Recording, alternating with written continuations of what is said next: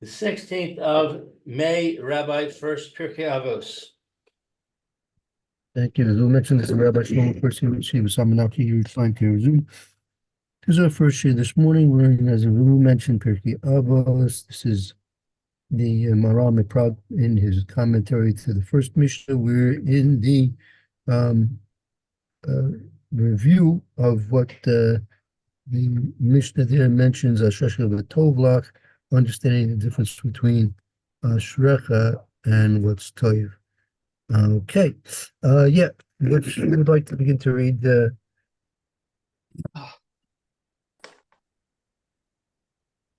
I volunteer.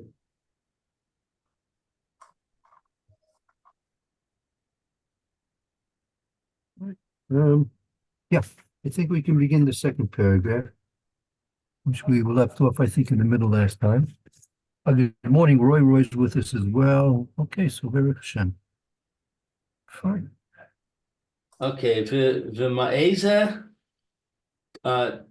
Tom Ne'amar b'mai she'nene migia kapo ashrecha b'olam hazeh v'tov lach b'olam haba. So in what or for what reason does it say that in whom there is benefit from the efforts of his hands? He's ashrecha in this world. He's fortunate in this world, and it's good for him in the world to come.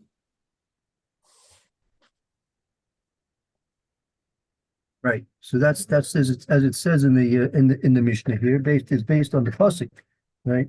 Ashrecha v'Tovlach, and the drasha is Ashrecha b'olam hazeh Tovlach b'olam haba, and that's what's the Maharal is setting out to explore and to understand. What is the point of being Ashrecha v'Tovlach, Ashrecha specifically in Olam Hazeh, and Tovlach specifically in Olam Haba. And not only that, then you have to understand that the larger question which he's asking is the fact that why should there be a apparent advantage in Yigiyah Kapov when he was benefiting from the work of his own hands more than a person who has Yir Shamayim, because it says the double advantage of Ashrecha Tovlach, both in Olam Hazeh and Olam Haba, and by the Yigiyah Kapov, but in reference to Yir Shamayim, it's only mentions the Tovlach. Okay, so those are the questions which we have to set out to answer. Okay, let's continue. The Perush Devar Zeh, in the explanation of this, Ki HaNehene Magia Kapo Asher Ham Maaseh Yadav. Since there's benefit or pleasure to the efforts of one's hands, that they are the actions of his hands. Well, Yigiyah Kapoi, right, is like is sort of like that's sometimes maybe translated as the sweat of his brow, right? Yigiyah, that means the efforts Kapo, like the sweat of his brow, which is a representative of Maisidav, the actions of his hands. I mean, the efforts a person's going to put forth. Okay, and he's getting benefit from that. Right. That's exactly the point. there's benefit. He's that he's nene, right? That's what it says. He's nene miyigia kapo, right? He's benefiting from yigia kapo. He's benefiting from the sweat of his brow. He's benefiting from the efforts he puts forth through his work. Vehu asher mistapek bima shenotain Hashem Yisbarach alav vidai lo bima sheyesh lo, and he is content with what Hashem gives him, and it's sufficient for him. What he has. Right, exactly, right. He's content b'mashe no Hashem Yisbarach. He's content with, he's satisfied with what Hashem gives him. V'dai lo b'mashe yesh lo, and it's sufficient for him what he has. Ki im lo haya mistapek b'ma sheyesh lo haya nene magia kapav. Since if he is not satisfied with what he has, there will not be pleasure from the sweat of his brow. Aval kasher hu nene magia kapav mistapek bevadai bishalo ve'eno chaser ulekach hu nene magia kapav. But when he is benefiting from the sweat of his brow, he's content. He's definitely going to be content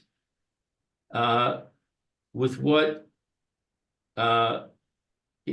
he has, and he's not going to be lacking,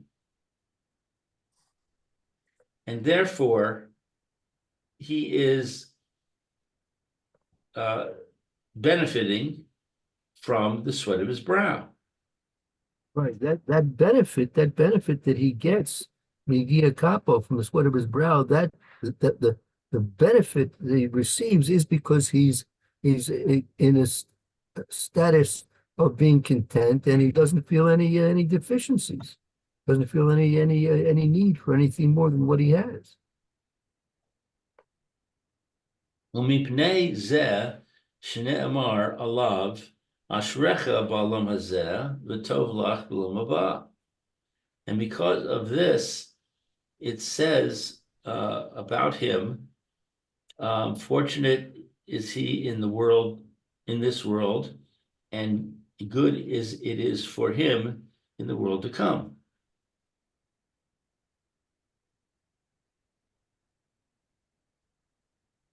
Ki le'adam kamo zeh,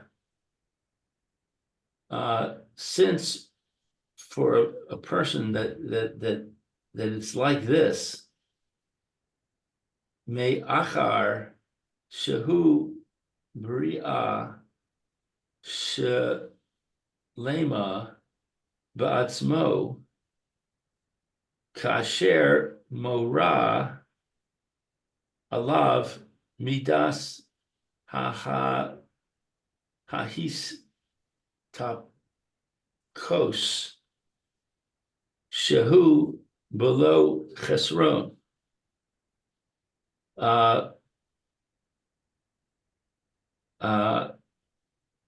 That from after that he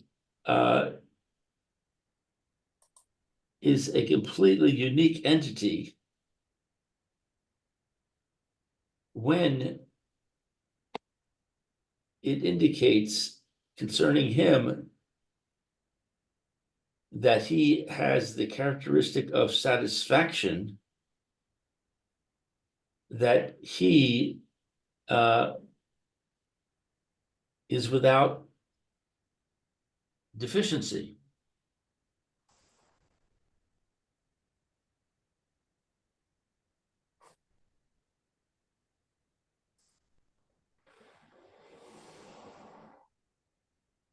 L'chach roi sheyeh lo olam haba b'shlimos. Therefore, it is fitting that it should be for him that his world to come is perfection. Since this person has, he has a self, he's perfect within himself, that he's indicating through this perfection that he has the characteristics of being content without therefore any lack. Therefore, it's fit for this person. He should be in the next world in a state of perfection. Uba'alam hazeh, excuse me, Gam Kain, Kevan, Shehu, Mistapek, Ba'atzmo, B'simach, B'chelko, Hashem Yisbarach, Messiah, lo sheyeh shalem legamre bivli chesrod. And in this world, also, since he is content with himself, Mistapek ba'atzmo, he's content with himself. The sameach bechelko, when he's happy with his portion. that Hashem helps him, that he is complete. He is completely complete, without any deficit. V'yadua ki ha-mitzios hu olam hazeh v'olam haba. And it is known that since there is a reality in this world and the world to come,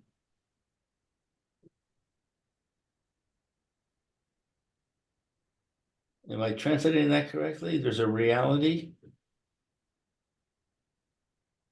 It is known since there is a reality. Is that right?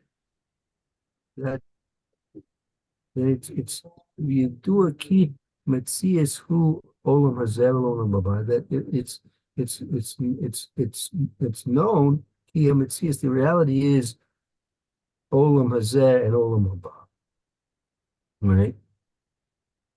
Umi she nechshav mitzius Roy lo olam hazeh v'olam haba shehein mitzius. And the one who considers the reality, it is appropriate for him in this world and the world to come that they are reality. Hamitzius she'eno chaser. And in reality, there is no deficit. Ki Right. Right. That Misha Nikshav Mitzias, he who is considered to be real, Roy Loy, it's fit for him, Olam Azel, Olam Haba, Shehem Mitzias, these are realities. I mean, Mitzias reality is not lacking. There's no lack in something which is real. Ki ha chaser hu karov el ha ha'edar shaharei hu chasar shehu his chalta eder. Because deficiency is close to non-existence. That we see it is deficient. That it is that deficiency, it is the beginning of non-existence. Right. Again, what who is considered to be real, it's fit that he be in Olam Hazeh, Olam Haba, which they are realities, and the reality is something which is not something which is real is not deficient. Well, Ikea Chaser who because deficiency is associated with that with non-existence. That deficiency is the beginning of non-existence.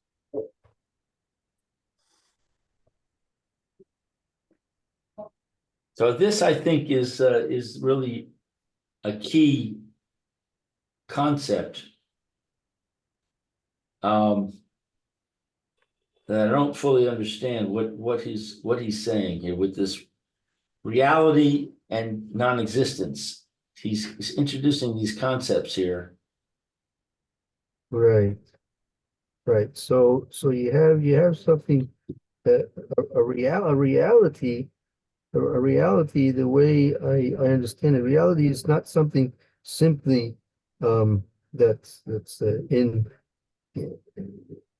an object which has reality. A reality is something which is has an aspect of continuum, it's eternity to it. Something has an eternity to it. Right. So therefore, if there's something which is having a lack, it's deficient in some way. So that itself is indicating that there's a less of a reality to this thing which is deficient than something which is complete and has no deficiency to it. Right.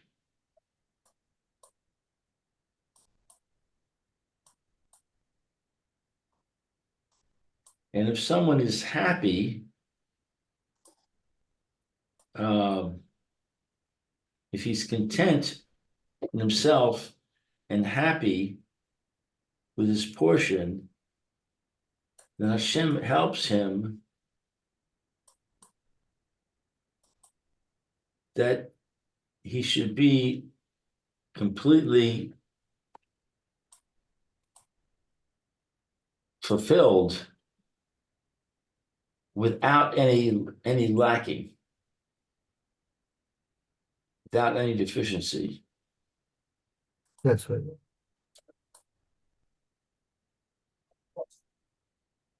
That's right. So that's the connection. When the person is happy with his lot, then he's not going to have any deficiency. Right. That the fact that he's content indicates that he has no deficiency. Person who's not satisfied, right? Not something, the fact that he's not satisfied, that's an indication that he is in fact deficient in some way or another. The dissatisfaction is um a outward manifestation of his lack of completeness and the deficiency that exists within him in some way or another.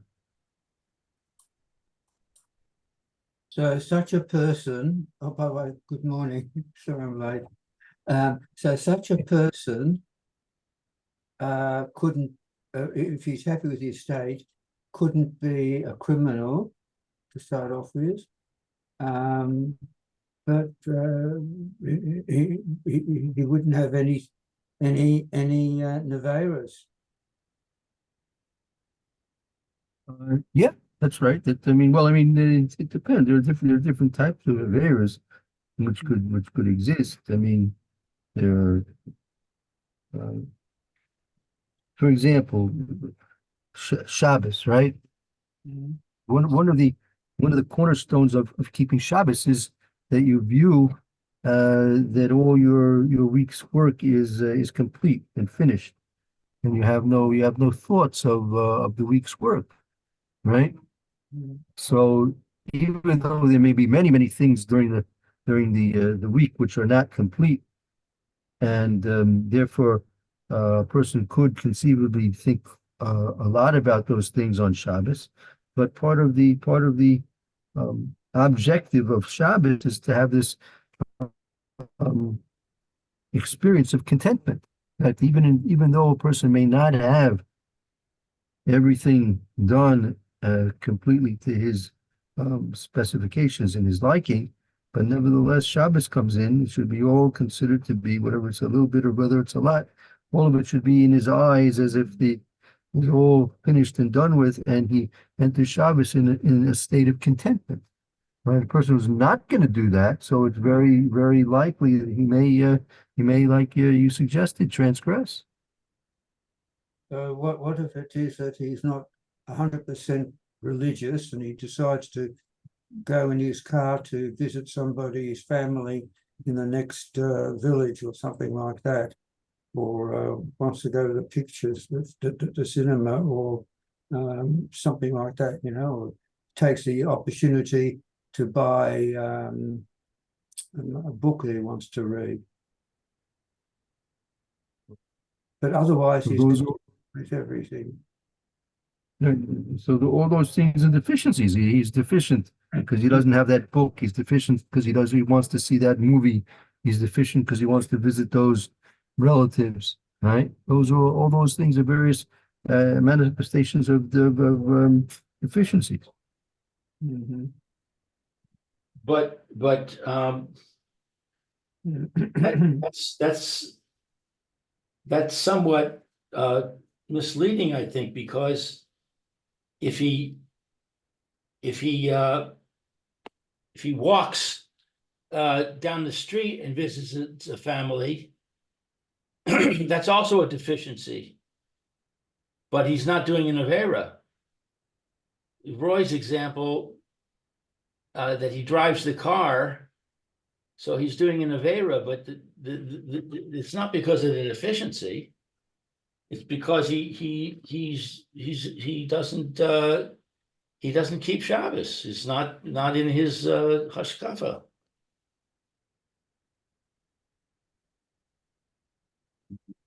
I'm not sure what your question is. You want to rephrase it, perhaps? The question is about somebody doing an avera.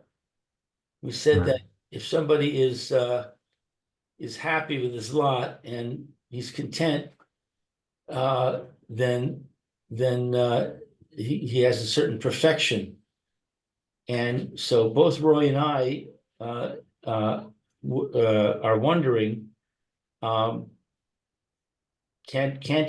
it be that he could be happy with his lot, content, and all that, and nevertheless he does an avera?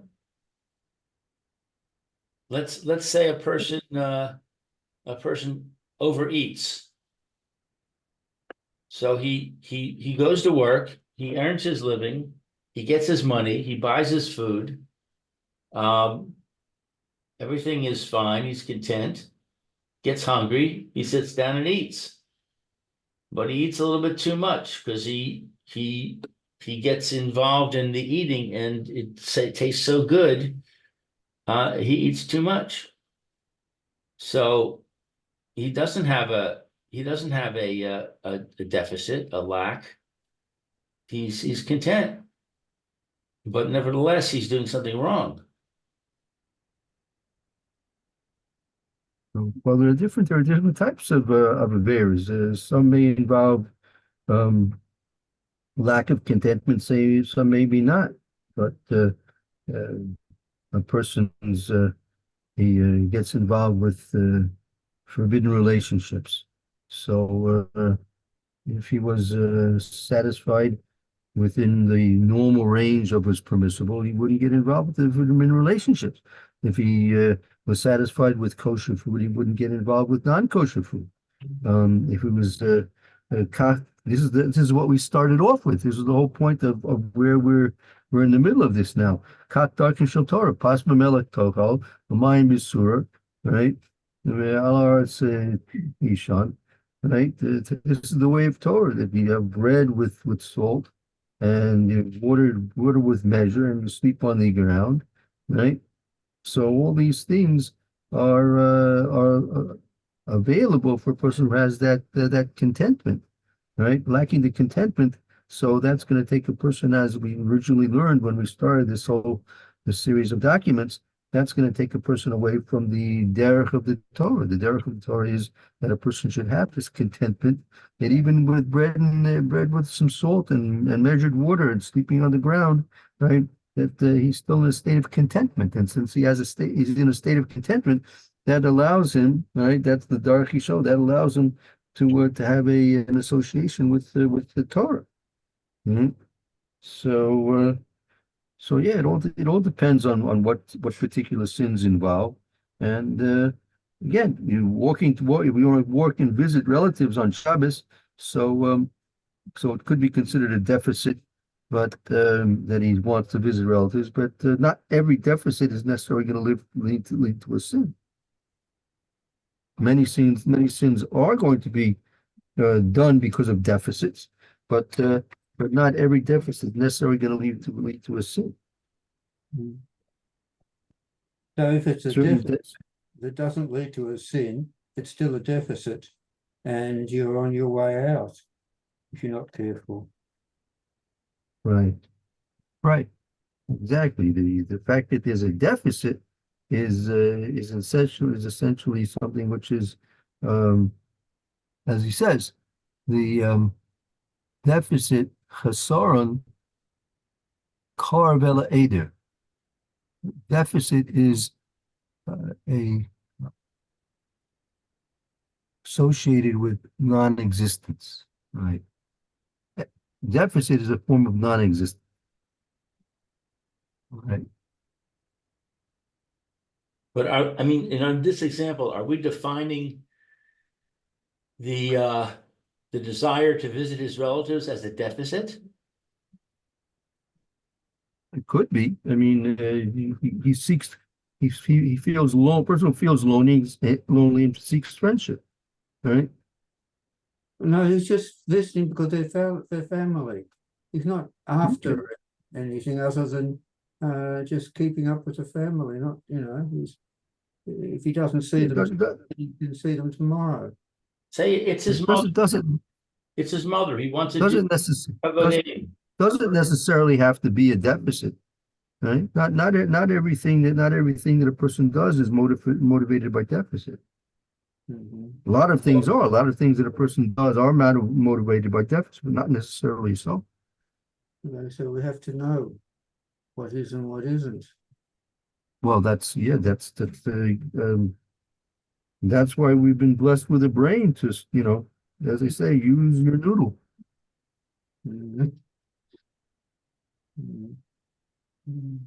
So are we saying that a person who visits his mother on Shabbos is not suffering from a deficit. Can we say that? Well, Lou, it depends on how he's doing it. If he lives around the corner and he can walk, then it's part of his Shabbos. Okay, he can see his mother within the scope of his Shabbos observance without a problem. If his mother lives 3 hours away by car and he hops into his car to drive, then he has a problem because it's not in the spirit of Shabbos that he's doing it. He's in violation. So you have to look at the situations. You can get the same results of visiting your mother, but there's a proper way to do it and a not so proper way to do it.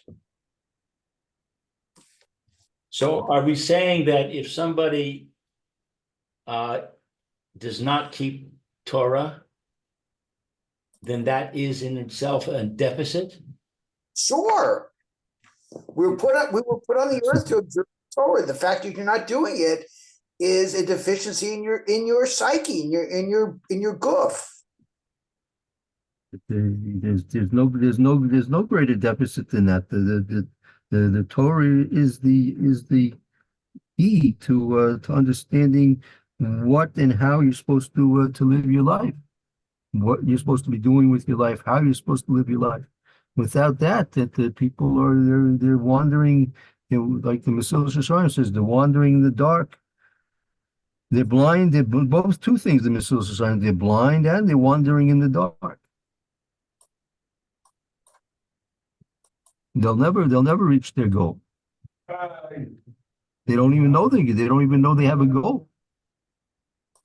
I'm just thinking that a deficit is it a deficit even if you don't subscribe to it? If a deficit, Yeah, I mean, every living thing. See, this is part of the paradox. On one hand, we have and that's what we said with the document that we learned yesterday. When it came to Ma'aser Bereishis, so everything was considered to be Tov, both specifically and generally. Everything was specifically consigned to the approval of HaKadosh Baruch Hu, as the Torah mentions it was Tov, specifically and generally. Nevertheless, each and every individual organism is in fact created with deficit. Right? That's the whole cycle of especially living beings, animal life, human life. The fact that there's commerce exists because of deficit. Excuse me. If everyone was content with everything that they had, there would be no commerce. No one would produce anything, and no one would buy anything. Right? The fact that people are buying and selling and producing is because of deficit, and that's what we mentioned a few days ago. That the whole of advertising is to create the artificial deficit. What happens is you have real deficits. Living organisms have deficits. They have to have oxygen, they have to have water, they have to have warmth, they have to have food, right? These are real needs that the physical organisms need, and they have to fulfill those deficits. If they're not fulfilling those deficits, they'll simply perish. That's what he means to say is that the beginning of aid, or the beginning of non-existence is deficit. Yes, you want to say something? I'm sorry, can a need be a deficit? Hashem created us and created a world where we're not perfect. And we have to strive, because if we were angels, we know what's the purpose. We have a purpose of life is to strive to make yourself better and to follow Hashem in a more perfect way. If we're angels, there's no strive, there's no purpose to life. So therefore, people need to be created with deficits to give themselves something to work on so they can direct themselves in the proper path. If you have nothing to do, you have nothing to do. The whole purpose of creation is that people should grow and to strive to build a closer relationship with Hashem. Yeah, I agree with everything Eliezer just said, but there's a problem with it. And that is what our document is telling us is that a person can benefit from the sweat of his brow and get into a state where he has no deficits. So if you're going to say that anybody who works for a living and goes to the marketplace and buys and sells, he does it because he has a deficit, then that contradicts the statement that he becomes content with this by the sweat of his brow. Because he builds, it's that, and he builds his relationship with Hashem. Anybody who does anything that builds and strengthens his relation to Hashem is decreasing his deficits. That's the whole purpose of your creation, is to decrease your deficits. You have to do things. You need to work to survive. Hashem, the first paracombration says, man is going to live by the sweat of his brow. He's got to do that.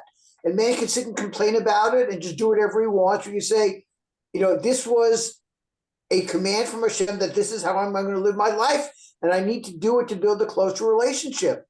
It's how you react to the deficits that you have that determine if they're real deficits or not, or they're just guideposts in helping you to direct your path closer to Hashem.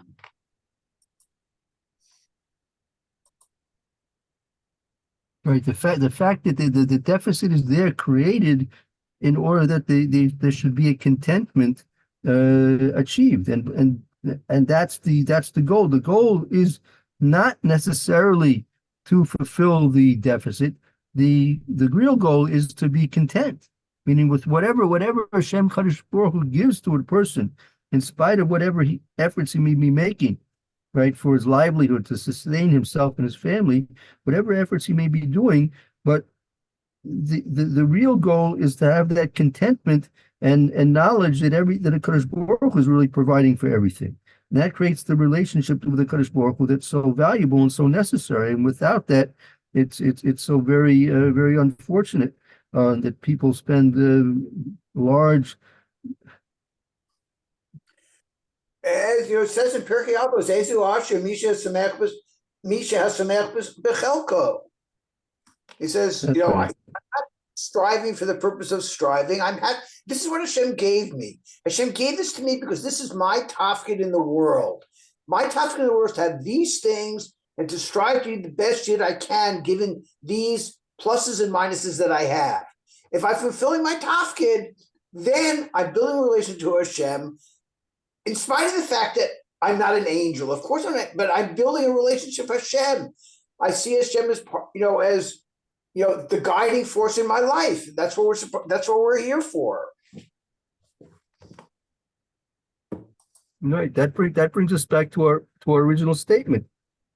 Torah, the way of Torah, meaning a person wants to truly be able to acquire Torah, it's necessary, right? He should be content. That doesn't mean he has to live exclusively on bread and salt and water, right? But if the situation calls for it, he should be in a state of contentment, even with those minimal needs being provided for him.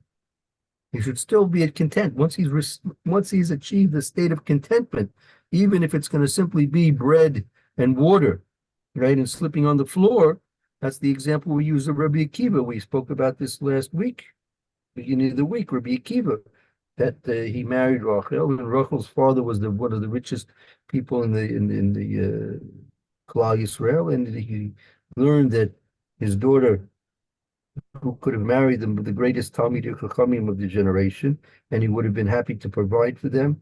He learned that she forsook all that and married Rabbi Akiva, who was an Amaretz, who was unknowledgeable of all Torah.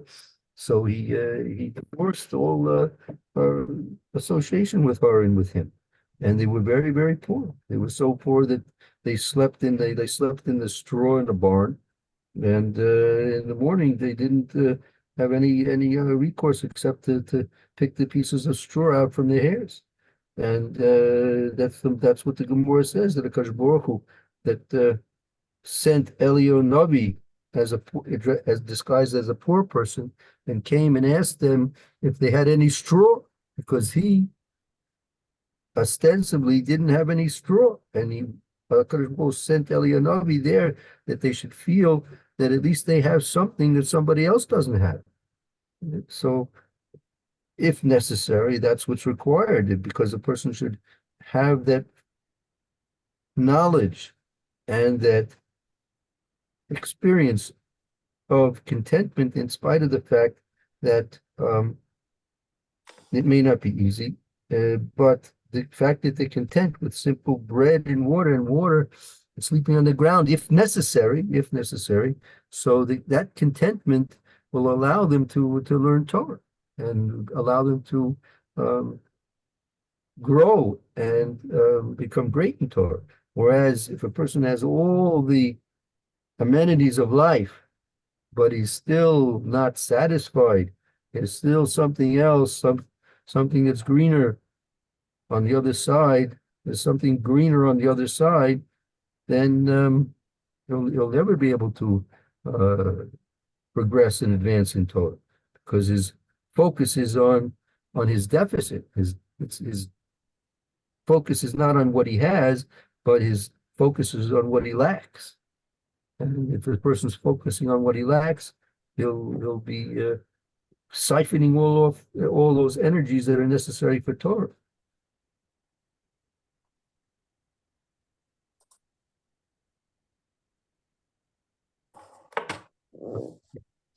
Let's continue a bit more. We have this small paragraph. Yeah. Okay. לפיכך מי שהוא מסתפק בעצמו אינו חסר. Therefore, one who is content with himself, he is not lacking. So you can have two people in the same exact situation. One of them is lacking and the other one's not lacking. It's Yep, just a matter exactly. of attitude. That's true. You're correct.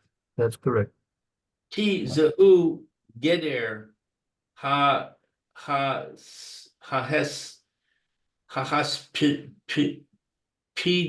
pikud Histapkus, his getter histapkus. istapkus He's who getter histapkus. Sheinu chaser. Sheinu chaser. So the one that he is by definition content, he is without deficit. V'im kain hu nechshav mitzius v'roi sheyeh nochal ha-mitzius shehu olam hazeh v'olam haba. V'im kain, and therefore he is considered it is considered to be a proper reality, and he will inherit this reality that is this world and the world to come, or in this world and the world to come. Excuse me a second. I need to know, should I make that appointment for your, the balance class today or no? The appointment for what? The balance class, do you want me to do that? Because Okay. Actually, maybe this is a good point to stop. Yeah. Okay. Let's call a halt over here. Good point to stop here. Oh, Um, sorry for the interruption. Okay. Fine. Let's take a break here. Roy, have a good afternoon. And we'll start the Mr. Brashear shortly. Sfiras Omer.